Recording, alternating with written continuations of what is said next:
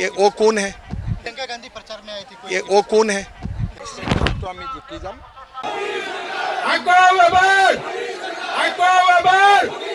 बहुत बहुत धन्यवाद।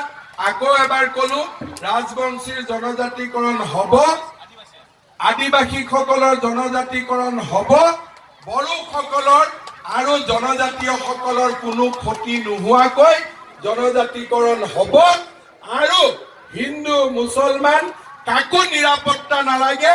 হাগ্ৰামা মহিলাৰী আৰু নৰেন্দ্ৰ মোদী থাকালৈকে কোনো নিৰাপত্তা প্ৰশ্নটোৱে নাই, কাজিয়া নাই, গণ্ডগোল নাই।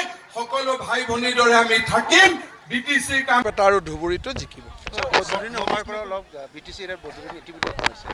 চাওক, মই কাৰো কথা নকওঁ, মোক খালি মোৰ কথাই সোধক, মই সোমোৱাটোৰ কথা সোধক। আৰু কোন সময় নৰ্থ ইষ্টত 18ৰ পৰা 21, 19ৰ পৰা 21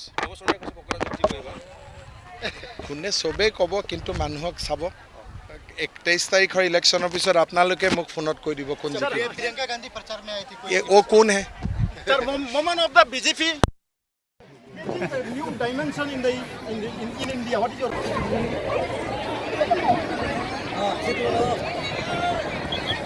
Sir, বৰ্তমান বিজেপি স্থিতি বিৰুদ্ধ হৈ আছে। ইচ্ছা লাগি কিন্তু কি আপুনি? একদম টেনশ্যন নাই, গোটেই বিজেপি মই হৈ আছে। আগত তহঁতি প্ৰশ্ন কৰি ভালে আছ? এদিন আহিবি গুৱাহাটীত আছিলে। Sir, notice কিমান চিট আসন গ্ৰহণ কৰিব? 18ৰ পৰা 21। 18 পৰা 21। এই ক্ষেত্ৰত দেখা যায়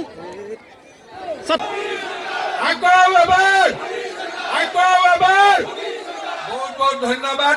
আকৌ এবাৰ কলো ৰাজবংশীৰ জনজাতিকৰণ হ'ব, আদিবাসীসকলৰ জনজাতিকৰণ হ'ব, বড়োসকলৰ আৰু জনজাতীয়সকলৰ কোনো ক্ষতি নোহোৱাকৈ জনজাতিকৰণ হ'ব আৰু হিন্দু মুছলমান কাকো নিৰাপত্তা নালাগে।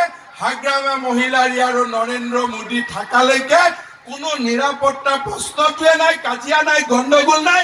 সকলো ভাই ভনীৰ দৰে আমি থাকিম। বিটিচি কাম